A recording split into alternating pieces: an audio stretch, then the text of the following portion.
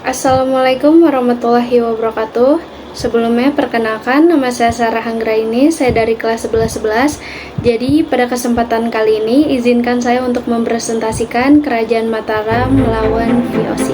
Yang pertama ada latar belakang yang dimana Mataram berdiri pada abad ke-16 yang menjadi salah satu kekuatan bagi Pulau Jawa itu sendiri.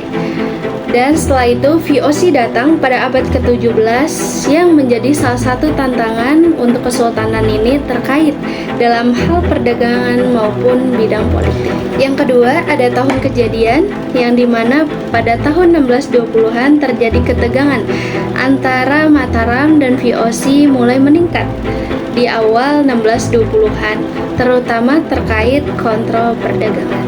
Jadi pada saat itu pihak VOC mendatangi Kerajaan Mataram dan menemui Sultan Agung untuk berdiskusi tentang hal tersebut. Setelah itu, Raja meminta 60% pajak dari setiap penjualannya. Lalu pihak VOC belum menyetujui dan mereka harus berdiskusi kepada atasannya dulu. Pada saat itu, sebagai persembahan, pihak Belanda memberikan 1 peti emas, 1 peti perhiasan, dan 1 peti kain tradisional. Apakah Raja menerima? Tentu tidak.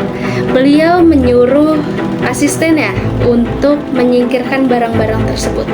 Dan beliau bilang kepada asistennya bahwa jika 6 bulan tidak ada kabar dari mereka, kirimkan surat saya kepada pihak mereka. Yang selanjutnya ada yang namanya puncak perlawanan yang dimana terjadi pada tahun 1625 sampai 1628. Ada beberapa faktor yang mempengaruhi kenapa terjadinya perlawanan dari pihak Mataram dan pihak VOC. Yang pertama yaitu tindakan monopoli yang dilakukan VOC. Yang kedua, pihak VOC sering menghalang-halangi kapal Mataram yang ingin berjualan di Malaka. Yang ketiga, pihak VOC menolak kedaulatan Mataram. Yang terakhir yaitu keberadaan VOC di Batavia menjadi ancaman serius bagi masa depan Pulau Jawa. Selanjutnya, Sultan Agung Mataram menyiapkan perbekalan dan juga persenjataan untuk para pasukannya untuk menyerang ke Batavia dan juga Gubernur Jenderal VOC yaitu JP Cook. Tetapi karena persenjataan Mataram yang kurang memadai, pihak VOC dapat memukul mundur para pasukan Mataram dengan persenjataan mereka yang lebih memadai. Selanjutnya, selain penyerangan militer, mereka juga melakukan yang namanya diplomasi, yang dimana Mataram mencoba menjalin perjanjian dan aliansi dengan kerajaan lain untuk memperkuat posisi mereka. Selanjutnya ada akhir dari perlawanan yaitu pada tahun 1677. Ada beberapa faktor yang menyebabkan kekalahan dari pasukan Mataram pada saat melawan VOC. Yang pertama yaitu persediaan makan atau pangan dibakar oleh Belanda. Yang kedua yaitu persenjataan yang kurang memadai atau tidak seimbang. Yang ketiga yaitu terjadinya wabah penyakit di kalangan tentara.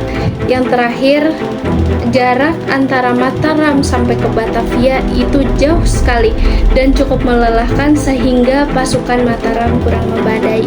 Mataram mengalami kekalahan yang dimana setelah wafatnya Sultan Agung pada tahun 1645 yang penggantinya yaitu Sunan Amangkurat I yang kurang kuat, yang dimana beliau ini memperlakukan para rakyatnya itu seenaknya dan juga bersahabat dengan pihak VOC. Meskipun Mataram tidak sepenuhnya hancur, namun kekuasaan VOC semakin menguat dan mendominasi mereka atas perdagangan di Pulau Jawa berlangsung hingga akhir abad ke-18. Mungkin itu saja yang dapat saya sampaikan, kurang lebihnya mohon maaf. Wassalamualaikum warahmatullahi wabarakatuh.